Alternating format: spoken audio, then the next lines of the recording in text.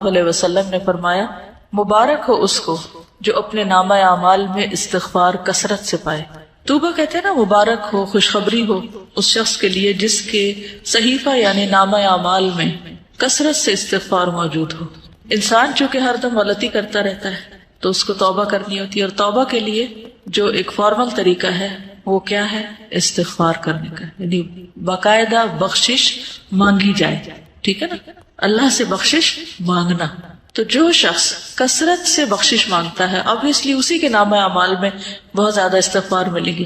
تو اگر آپ امیجن کریں کہ آپ کے ایک دن کے جو سارے اعمال ہیں یا ان کی جو کہانی ہے صبح سے شام تک کی، تو ہم سب دیکھیں کہ ہمارے نامہ اعمال میں ہمارے ایک دن کی ڈائری میں کتنی بار استغفار شامل ہوئی، ہم نے کتنی بار استغفار کیا، یعنی لفظ استغفر اللہ، یا اللہم اغفر لی، یا رب اغفر لی، یا اللہ مجھے معاف کر دے، کتنی بار کہا؟ کیونکہ جتنی بار کہیں گے اتنی بار ہی لکھا جائے گا، یعنی جتنی بار معافی مانگیں گے، استغفار کریں گے، وہی موجود پائیں گے۔ اور اس کے برعکس دیگر باتیں کتنی ہیں، یا کیا کیا چیز ہے اس میں۔ اصل بات یہ ہے کہ ہم فالتو باتوں کے اتنے عادی ہو چکے ہیں کہ جو کرنے کی بات ہے اس کے لیے وقت کم رہ جاتا ہے، کیونکہ وقت تو اتنا ہی ہے نا۔ تو آپ چاہیں تو اس میں اچھی باتیں کر لیں، استغفار کر لیں، اللہ کا ذکر کر لیں، یا کسی کو فائدہ پہنچانے کا کوئی کام کر لیں، اور چاہیں تو ادھر ادھر کی اپنی کہانیاں سناتے ہوئے وقت گزار دیں، کیونکہ بولنا تو ہم نے ہے ہی، وہ تو ہماری فطرت میں کہ ہم نے بولنا ہے، اور صبح سویرے بولنا شروع کر دیں۔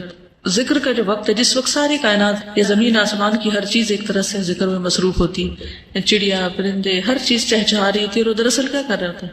اللہ کی تسبیح ہی کر رہے ہوتے ہیں۔ تو ہم تو اس وقت بھی باز نہیں آتے باتیں کرنے سے، فالتو باتیں، تو باقی دن تو پھر ہے ہی باتوں کا۔ تو ہم سب کو اپنا محاسبہ کرنے کی ضرورت ہے، اور اپنے لیے ایک سوال لکھ کے رکھ سکتے ہیں کہ میں نے آج کتنی بار استغفار کیا۔ نبی صلی اللہ علیہ وسلم کتنی بار کیا کرتے تھے؟ جی 70 سے 100 بار کیا کرتے تھے، اور وہ اللہ کے رسول تھے، اور ان کے اگلے پچھلے گناہ سب معاف کر دیے گئے تھے۔ اور ہمارا طرز عمل کیا ہے؟ وجہ یہ ہے کہ ہمیں اپنی غلطیوں کا احساس ہی نہیں ہے، کہ جب احساس ہوتا ہے، ایک تڑپ آتی ہے، ایک پریشانی ہوتی ہے، تو پھر ہی انسان اس کے ازالے کی کوشش کرتا ہے نا۔ مثلا اگر کسی کے جسم میں کوئی بیماری ہو، جیسے کینسر ہوتا ہے، اور اس کو پتہ ہی نہ ہو کہ وہ بیمار ہے، تو کیا وہ علاج کرائے گا؟ نہیں کرے گا، حتیٰ کہ وہ مرض اس کے لیے کیا بن جاتا ہے؟ جان لیوا بن جاتا ہے۔ کیونکہ ہمیں غلطی کا اعتراف کر کے اس کی اصلاح کرنے کی بجائے کس چیز کی عادت ہے؟ اپنے آپ کو جسٹیفائی کرنے کی، کہ جو ہم سوچ رہے ہیں، جو ہم کر رہے ہیں وہ بالکل ٹھیک ہے۔ ہر چیز کی کوئی نہ کوئی تعویل کر لیتے ہیں۔ تو جب غلطیوں کی تعویل کرتے چلے جائیں گے تو پھر نتیجہ کیا نکلے گا؟ پھر توبہ کی توفیق نہیں ہوگی، توبہ کے لیے شعوری کوشش نہیں ہوگی، اور جب وہ کوشش نہیں ہوگی تو استغفار کہاں سے کریں گے، اور پھر وہ کریں گے نہیں تو نامہ اعمال میں کہاں سے آئے گا، اور اگر نہیں آتا تو پھر وہ مبارک کس کے لیے اور خوشخبری کس کے لیے؟ تو ہر چیز دوسرے کے ساتھ ریلیٹڈ ہے نا، ایک عمل دوسرے عمل کے ساتھ ایک چین ہوتی ہے پوری۔ تو جو بخشش مانگتا ہے اور ندامت کے آنسو گرتے ہیں اس کے، اور وہ کہتا ہے کہ اللہ تو مجھے معاف کر دے، تو اس کے لیے اللہ کا پھر وعدہ ہے کہ اللہ اسے معاف کرے گا۔ حدیث میں آتا ہے، رسول اللہ صلی اللہ علیہ وسلم نے فرمایا، شیطان نے اپنے رب عز و جل سے کہا، مجھے تیری عزت اور جلال کی قسم، میں تیرے بندوں کو اس وقت تک گمراہ کرتا رہوں گا جب تک ان کے جسم میں روح رہے گی، یعنی جب تک مر نہیں جاتا بندہ، روح نکل نہیں جاتی، اس وقت تک ابلیس اپنا کام نہیں چھوڑتا، کہتا میں کرتا رہوں گا گمراہ۔ اور اللہ عز و جل نے فرمایا، مجھے اپنی عزت اور جلال کی قسم، جب تک وہ مجھ سے معافی مانگتے رہیں گے میں انہیں معاف کرتا رہوں گا۔ لیکن دیکھیے، ہم تھوڑی سی ہمیں تکلیف ہو جاتی ہے، سر دردی ہو جاتا ہے، بخار ہو جاتا ہے، تو کیا اس میں ہماری ہمت توفیق باقی رہتی ہے کہ ہم پھر بھی استغفار کرتے رہیں، یا دعا مانگیں، یا کوئی ذکر کریں؟ عموماً کیا ہوتا ہے جب ایسی کیفیت ہوتی ہے؟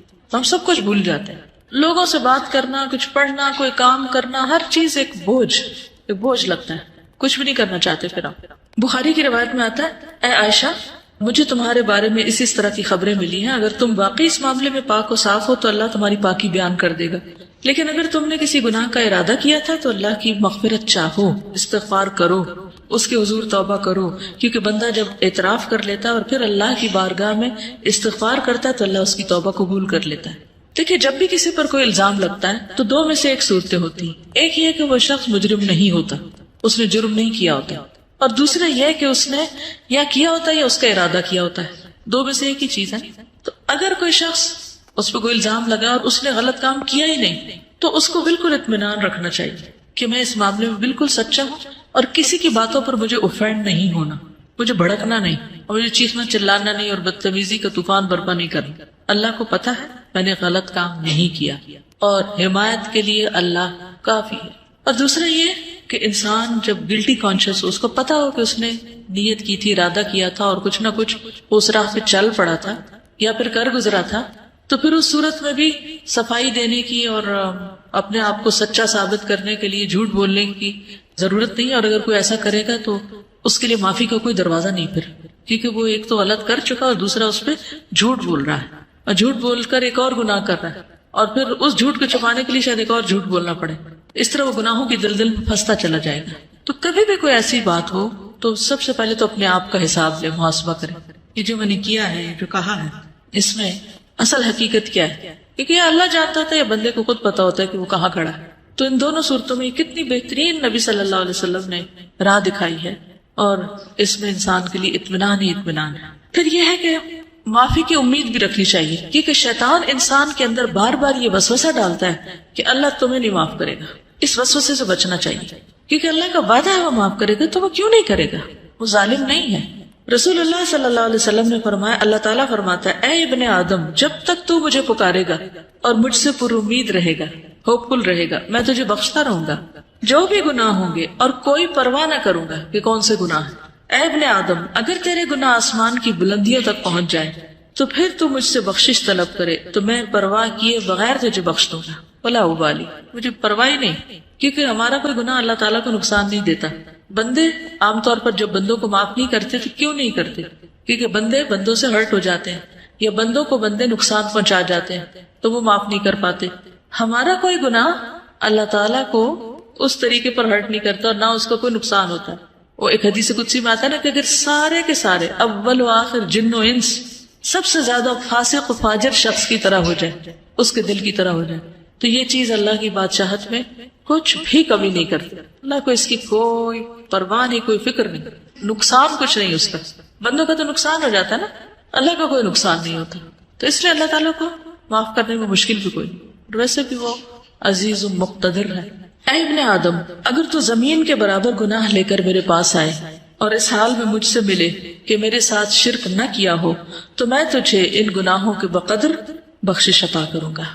پوری زمین بھی ایک بندے کے گناہوں سے بھر جائے تو بھی اللہ تعالیٰ معاف کر دیتا ہے اگر بندہ سچے دل سے توبہ کرنے والا ہو۔ اس میں وہ مثال بھی آپ یاد رکھیے، 99 قتل کرنے والے کی، 99 بندوں کے قاتل کی، اللہ تعالیٰ نے اس کو بھی معاف کر دیا، حالانکہ ابھی وہ اس راہ پہ چلا ہی تھا۔ عربی کے الفاظ بڑے خوبصورت ہیں کہ جس کا مفہوم کچھ اس طرح بنتا ہے، اگر تو آسمان بھر گناہ لائے تو اسی مقدار سے میں تمہارے پاس بخشش لاؤں گا، اور زمین بھر اگر تو گناہ لائے تو زمین بھر بخشش سے تیری طرف آؤں گا۔ لیکن اصل چیز کیا ہے؟ اعتراف، جو سب سے مشکل کام ہے اپنی غلطی کا۔ یہ کہنا کہ آئی واز رانگ، میری غلطی ہے، میں نے غلط کیا، یہ دنیا کا مشکل ترین کام ہے۔ غلطی کرنے کے بعد عموماً ہم یہی کہتے ہیں نہیں میں نے غلط، دوسرا بندہ غلط ہے، اس کی غلطی، دوسرے کو بلیم کرتے ہیں اور اپنی غلطی بھول جاتے ہیں۔ تو توبہ کے لیے لازمی شرط یہ کہ پہلے بندہ مانے، اقرار کرے کہ ہاں میں نے غلط کیا، ورنہ زبان سے صرف تسبیح لے کے آپ سارا دن 1000 دفعہ کہتے رہے، اگر آپ مان ہی نہیں رہے اپنی غلطی تو کس بات کی معافی مانگ رہے ہیں؟ پھر کس بات کی توبہ کر رہے ہیں؟ کس بات پہ استغفار کہہ رہے ہیں؟ نہ آپ وہ بری عادت چھوڑ رہے ہیں اور نہ ہی آپ اس کا اقرار کر رہے ہیں اور نہ آپ اس پہ شرمندہ ہیں اور نہ آپ کو پورا یقین ہے کہ اللہ اس کو معاف کر دے گا، تو پھر کر کیا رہے ہیں آپ؟ صرف زبان کی ایکسرسائز یا ہاتھوں سے دانے پھینکتے چلے جا رہے ہیں کہ میں استغفار کر رہا ہوں۔ پھر یہ کہ جب انسان اللہ سے پر امید ہوتا ہے اور واقعی یہ یقین رکھتا ہے کہ میرا رب ہے جو مجھے معاف کرے گا یا معاف کر سکتا ہے یا وہ کرتا ہے، ضرور کرتا ہے، تو ایسا شخص پر کبھی مایوس نہیں ہوتا، وہ مایوسی کے قریب نہیں جاتا، ہر حال میں پر امید اور مطمئن رہتا ہے۔ ابو ہریرہ کہتے ہیں میں نے نبی صلی اللہ علیہ وسلم کو فرماتے ہوئے سنا، ایک بندے نے بہت گناہ کیے اور کہا ہے میرے رب میں تیرا ہی گناہ گار بندہ ہوں، تو مجھے بخش دے، یعنی میں ہی تیرا گناہ گار بندہ ہوں تو مجھے معاف کر دے۔ اللہ رب العزت نے فرمایا میرا بندہ جانتا ہے کہ اس کا کوئی رب ہے جو گناہ معاف کرتا ہے اور گناہ کی وجہ سے سزا بھی دیتا ہے، اس کو یہ بھی یقین ہے کہ اگر نہیں معافی ملی تو پکڑ ہو جائے گی، تو میں نے اپنے بندے کو بخش دیا۔ پھر بندہ رکا رہا جتنا اللہ نے چاہا، جتنی اللہ نے اس کو توفیق دی وہ گناہ سے رکا رہا، پھر اس نے گناہ کر لیا اور عرض کیا اے میرے رب میں نے پھر گناہ کر لیا، پھر غلطی ہو گئی، اسے بھی بخش دے۔ اللہ تعالیٰ نے فرمایا میرا بندہ جانتا ہے کہ اس کا کوئی رب ہے جو گناہ معاف کرتا ہے اور اس کے بدلے میں سزا بھی دیتا ہے. میں نے اپنے بندے کو بخش دیا. پھر جب تک اللہ نے چاہا بندہ گناہ سے رکا رہا، پھر اس نے گناہ کر لیا اور اللہ کے حضور عرض کیا اے میرے رب میں نے پھر گناہ کر لیا، تو مجھے بخش دے.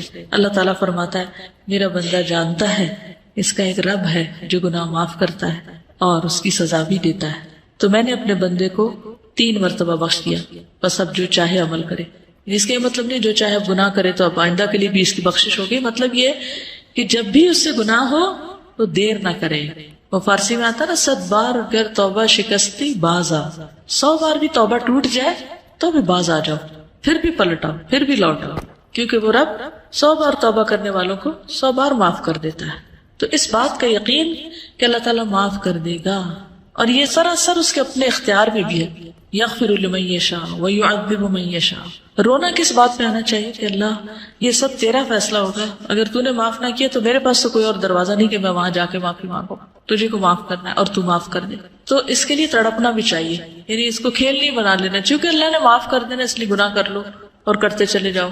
کیا پتا کہ توبہ کی توفیق بھی پھر ہوتی ہے یا نہیں. اس امید پہ گناہ نہیں کرنے چاہیے، ہمیشہ اعتراف کی روش پہ چلتے جانا چاہیے. نبی صلی اللہ علیہ وسلم نے لوگوں کو استغفار کی ترغیب بھی دلائی ہے متعدد بار. مثلا ایک بار آپ نے فرمایا قسم اس ذات کی جس کے قبضہ قدرت میں میری جان ہے، اگر تم گناہ نہ کرتے تو اللہ تعالیٰ تمہیں لے جاتا اور ایسے لوگوں کو لاتا جو گناہ کرتے پھر معافی مانگتے تو اللہ ان کو معاف کر دیتا، کیونکہ اللہ تعالیٰ کو معاف کرنا پسند ہے. انسانوں کو معاف کرنا پسند نہیں، انسان معاف کرنا پسند نہیں کرتے، لیکن اللہ تعالیٰ معاف کرنے سے محبت رکھتا ہے، وہ معاف کرنا چاہتا ہے. شرط یہ ہے کہ کوئی شخص واقعی پھر معافی مانگے. اب آپ دیکھیے کہ غلطی کس سے ہوتی، غلطی کون کرتا ہے. عام روزمرہ زندگی میں دیکھیے کون غلطی کرتا ہے، جو عمل کرتا ہے، جو کوئی کام کرتا ہے. جو کچھ کرے گا اس سے ہی غلطی ہوگی نا، جو کام ہی نہیں کرے گا اس سے کیا غلطی ہونی ہے. ویسے برتن کس سے ٹوٹتا ہے، جو برتن استعمال کرتا ہے، اور جس نے صرف سجا کے رکھے ہوئے الماری میں اس سے تو نہیں ٹوٹیں گے، اس کے تو بچے رہیں گے. اسی طرح باقی غلطیوں پر بھی آپ نظر ڈالیے. انسانوں کے حق میں بھی ہم سے غلطیاں کب ہوتی ہیں، جب ہم ان سے تعلق رکھتے ہیں تو پھر ہم سے غلطیاں ہو جاتی ہیں. اور اگر ہم تعلق ہی نہ رکھے کسی سے، مثلا ایک شخص جس وقت سڑک پر جا رہا ہو اس سے ہماری کوئی ناراضگی ہے، ہم نے اس کو کوئی نقصان کیا یا اس کو کوئی دل دکھایا نہیں، کیوں؟ کوئی تعلق ہی نہیں ہمارا اس سے. لیکن اپنی بہن سے پوچھئے، اپنی امی سے پوچھئے، اپنے بھائی سے پوچھئے، اپنے ہسبینڈ سے پوچھئے، اپنے بچوں سے پوچھئے، وہ کیا کہیں گے؟ ان کے پاس ہوں گے آپ کے لیے شکایتیں آپ کے خلاف، یا آپ سے کبھی نہ کبھی ہرٹ ہوئے ہوں گے. کیوں؟ کیا وجہ؟ کیونکہ ان سے تعلق ہے آپ کا. تو اللہ تعالیٰ کو کیسے بندے پسند ہے؟ وہ جو کسی سے تعلق نہ رکھے اور سب سے کٹ کے ایک طرف بیٹھ جائے اور کوئی غلطی نہ کرے، نہ کسی کو ہرٹ کرے، نہ کسی سے کوئی معاملہ کرے، وہ پسند ہے. کون لوگ زیادہ بہتر ہیں؟ جو لوگوں سے ملتے جلتے رہے اور ان کی طرف سے پہنچنے والی تکلیفوں پر درگزر کریں، وہ زیادہ بہتر ہے بنسبت اس کے کہ نہ وہ کسی سے بات کرے نہ کسی کو ہرٹ کرے. تو جب آپ کسی سے معاملہ کریں گے تو ایک دوسرے کی کوئی بات بری بھی لگ جائے گی. اچھا، انسانی نفس بڑا عجیب ہے، بعض اوقات بلا وجہ کسی کی بات بری لگ جاتی ہے اور بعض اوقات کسی کی بڑی بڑی بات کی پرواہ نہیں ہوتی ہے نا ایسے. تو پھر تو ہم نے اپنے آپ کو بھی نہیں سمجھا، ہم خود بھی کسی ایک چیز پر نہیں، ہم تو اپنے لیے بھی معمہ ہیں تو دوسروں کے لیے تو ہے ہی ہے. تو اس لیے کبھی کوئی ہمارے بارے میں مس انڈرسٹینڈ کر جائے تو اس کو ایشو نہ بنائے، ٹھیک ہے؟ تو ایزی رہیں گے، ہین لین سہل قریب. تو ایزی رہنے میں آسانی یہ ہے کہ پھر انسان نہ دوسروں پہ بوجھ ہوتا ہے اور نہ دوسرے اس پہ بوجھ ہوتے ہیں. کسی کو ٹکر لگ جائے، کسی کی کچھ خرابی ہو جائے تو سوری کر لیں، بات ختم، اور چلتے چلے جائیں، آگے بڑھتے جائیں. کرنا اس کے علاوہ کوئی چارہ نہیں اور کوئی طریقہ نہیں کہ آپ زندگی میں پروگرس کر سکیں. آگے بڑھنے کے لیے معاف کرنا ہی پڑے گا، بھولنا ہی پڑے گا. دوسروں کی غلطیاں ایسی چیز نہیں ہوتی کہ جن کو آپ یاد رکھیں، ٹھیک ہے نا؟ یہ یاد رکھنے کی چیزیں نہیں ہیں، لیکن عموماً ہم یاد رکھنے والی چیزیں تو بھول جاتے ہیں، ان میں تو ہمارا حافظہ خراب ہے. اور جو یاد نہیں رکھنا چاہیے وہ ہم بھولتے نہیں، کیونکہ ہم بھولنے دیتے نہیں، ان کی گرہ باندھ کے رکھتے. تو اگر آپ کو بہت ہی شوق ہے کچھ یاد رکھنے کا تو کوئی اچھی چیزیں یاد رکھ لیں تو خود بھی خوش رہیں گے، دوسروں کو بھی خوش رکھیں گے. اسی لیے ہمیں کچھ ڈھنگ کی چیزیں یاد ہی نہیں رہتی کیونکہ ہمارا دماغ کس میں الجھا رہتا ہے. ویسے کتاب آپ کے آگے رکھی ہوئی ہے، صبح ٹیسٹ بھی ہے اور کو سبق یاد نہیں ہو رہا، کیا وجہ ہے؟ پوچھا کرے رک کر، کیا مسئلہ کیا ہے، کیوں ایسا ہو رہا میرے ساتھ؟ تو کوئی نہ کوئی الجھن ہوگی آپ کے دماغ میں جو اتنی آپ کو الجھائے ہوئے ہوگی کہ آپ کی نظریں بھی الفاظ پہ نہیں ٹک رہی ہوں گی. تو کرنا کیا چاہیے ایسے میں جب آپ کو کوئی چیز اتنا زیادہ ڈسٹرب کر دے؟ پھر ہوتے جانا چاہیے. کیا کریں گے؟ اس شخص کے جس نے 99 قتل کیے تھے اسے کیا سجیسٹ کیا تھا؟ جگہ تبدیل کر لو. جی نیک لوگوں کی بستی میں چلے جاؤ. تو ہم کیا کر سکتے ہیں؟ اسے نہیں پڑھی جا رہی نا بات، تو آپ اس وقت بند کر دیں کتاب، اٹھ کے کچھ اور کرنے چلے جائیں. 5 منٹ لے لیں، 10 لے لیں، کچھ اور کام کر لیں.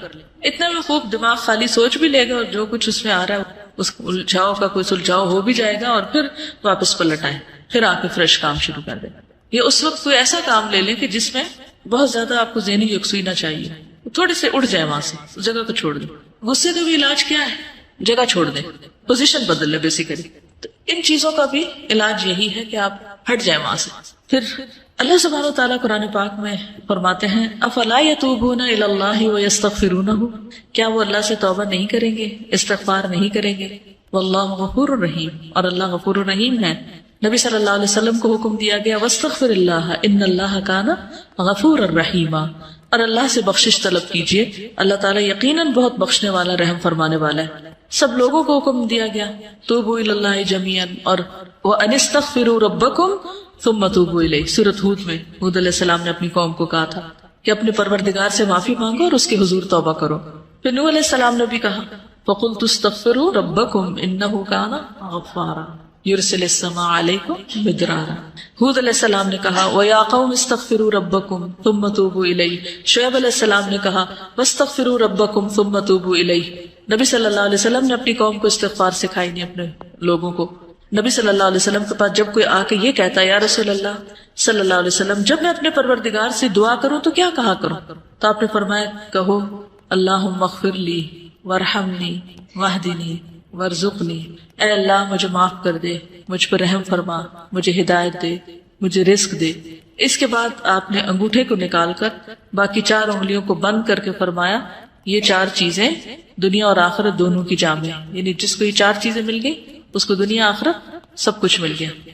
2 سجدوں کے بیچ میں ہم یہ دعا پڑھتے ہیں، ٹھیک ہے؟ تو تھوڑا شعوری طور پر پڑھنے کی کوشش کریں کیونکہ اس میں دنیا اور آخرت کی بھلائیاں ہیں اس دعا میں. اور ویسے بھی دعا کرتے وقت اگر انسان استغفار کرتا ہے تو ایک طرح سے پہلے اس کے گناہ دھل جاتے ہیں، پھر اس کے بعد اللہ کا قرب مانگتا ہے، اللہ کی محبت مانگتا ہے، باقی چیزیں مانگتا ہے. تو یہ ایسے ہی ہے کہ جیسے انسان پہلے نہائے دھوئے پھر خوشبو لگائے، ٹھیک ہے؟ نبی صلی اللہ علیہ وسلم اسلام قبول کرنے والے کو سب سے پہلے استغفار سکھاتے تھے. یہ صحیح مسلم کی روایت ہے. کان رسول اللہ صلی اللہ علیہ وسلم یعلم من اسلم یقول اللہم اغفر لی وارحمنی واہدنی وارزقنی. ٹھیک ہے؟ جب کوئی مسلمان ہوتا تو آپ اس کو یہ کلمات سکھاتے کہ یہ مانگو. پھر ایمان والوں کی صفت بھی یہی ہے وبالاسحار هم یستغفرون والمستغفرین بالاسحار، سورۃ آل عمران میں آتا ہے. خاص طور پر عورتوں کو استغفار کا حکم دیا گیا. حدیث یاد ہے کسی کو؟ اور کیوں دیا گیا؟ صحیح مسلم کی روایت ہے رسول اللہ صلی اللہ علیہ وسلم نے فرمایا اے عورتوں کے گروہ صدقہ کرتی رہا کرو اور کثرت سے استغفار کرتی رہا کرو. یعنی ہم خواتین کو اور بھی زیادہ استغفار کی ضرورت ہے کیونکہ میں نے دوزخ والوں میں زیادہ تر عورتوں کو دیکھا ہے. ان عورتوں میں سے ایک عقل مند عورت نے عرض کیا کہ ہمارے کثرت سے دوزخ میں جانے کی وجہ کیا ہے؟ ان سے سوال کیا. آپ نے فرمایا تم لعنت کثرت سے کرتی، یعنی لعن تان، دوسروں کو بلیم کرنا، دوسروں کو برا بلا کہنا، اور اپنے خاوند کی ناشکری کرتی. ناشکری بھی نا ایک عادت ہوتی ہے، کسی حال پہ راضی نہ ہونا، کسی کا احسان نہ ماننا. پھر اسی طرح یہ ہے کہ ہمیں صرف اپنے لیے نہیں دوسروں کے لیے بھی استغفار کرنی چاہیے. وہ بھی ہم نماز میں کرتے ہیں، اسے بھی تھوڑا سا شعور کے ساتھ کیجیے. کیا کہتے ہیں؟ ربنا اغفر لی ولوالدی وللمؤمنین یوم یقوم الحساب. ٹھیک ہے. خصوصاً جب کوئی فوت ہو جائے تو اس کی بخشش کی دعا کرنی چاہیے. نجاشی جب فوت ہو گیا تھا تو نبی صلی اللہ علیہ وسلم نے صحابہ سے کہا تھا کہ استغفروا لاخیکم، اپنے بھائی کے لیے استغفار کرو، یعنی اس کی مغفرت کی دعا کرو. حسن بصری کہتے ہیں کثرت سے استغفار کرو، اپنے گھروں میں، اپنے دسترخوانوں پر، اپنے راستوں میں، بازاروں میں، مجلسوں میں، جہاں بھی تم ہو. تمہیں نہیں معلوم کہ کہاں بخشش نازل ہو جائے، کہاں اللہ تعالیٰ بخش دے. کیونکہ حدیث ہے نا توبہ، یعنی خوشخبری کس کے لیے؟ لمن وجد فی صحیفتی استغفارا کثیرا، جس کے صحیفے میں، جس کے اعمال نامے میں کثرت سے استغفار ہو. تو پھر ہر موقع پہ، ہر مجلس میں، ہر جگہ انسان کرتا رہے، اور پھر برائی کرتے ہی ساتھ ہی کر لے. لیکن صرف برائی کرتے ہی نہیں، نیکی کے بعد بھی، نیکی کا کام کر کے بھی. کیوں؟ وہ کیوں؟ جیسے نماز کے بعد ہم سلام پھیرتے ہیں نا تو سب سے پہلے کیا کرتے ہیں؟ اللہ اکبر، استغفر اللہ. واہ، کیوں؟ آپ نماز کے اندر بھی غلطیاں ہوتی ہیں، نماز کا حق ہی ادا نہیں کرتے. اور شابش نیک کام کرتے ہوئے ہو سکتا نیت میں کوئی خرابی ہوگی، اور تکبر سے بھی بچتا ہے انسان کہ ہم اس کا حق ادا نہیں کر پائے، یا اللہ تو معاف کر دے، ہمیں جو کرنا چاہیے وہ ہم نے نہیں کیا، اس سے ایروگنس نہیں آئے گی کہ ہم نے بہت کچھ کر لیا، جو کرنا چاہیے تھا وہ کر نہیں پائے۔ ما عبدناک حق عبادتک، فرشتے کہیں گے نا، اور حقیقت بھی یہی ہے نا، ہم میں سے کون سیٹسفائیڈ اپنے کاموں سے کہ میں تو بہت اچھے کر رہا ہوں، یہ دھڑکا لگا رہتا ہے کہ کل جب کھلے گا اعمال نامہ تو پتہ نہیں کون سا کام کس کوالٹی کا نکلے گا اس میں سے۔ اول تو نیکیاں کرتے ہی کام ہے، جو کر لیتے ہیں ان کو خراب بہت زیادہ کر دیتے ہیں، مختلف چیزوں سے ان کو ستیہ ناش بھی کرتے ہیں یا ان کی شکل بگاڑ دیتے ہیں۔ تھوڑا سا کام کر لیتے ہیں تو بس چین نہیں پاتے جب تک لوگوں کو بتا نہ بیٹھے کہ یہ میں نے کیا تھا۔ یہ جیسے ابھی بات یہ تھی نا کہ اگر کوئی بات کر رہا ہوں تو میں تو پہلے سے ہی کرتا ہوں، مجھے تو پہلے ہی پتا ہے، یہ تو میں پہلے سے جانتا ہی ہوں، یہ تو مجھے آتی ہے، یہ میں نے تو کیا تھا۔ عموماً کیا جملے ہوتے ہیں، ہاں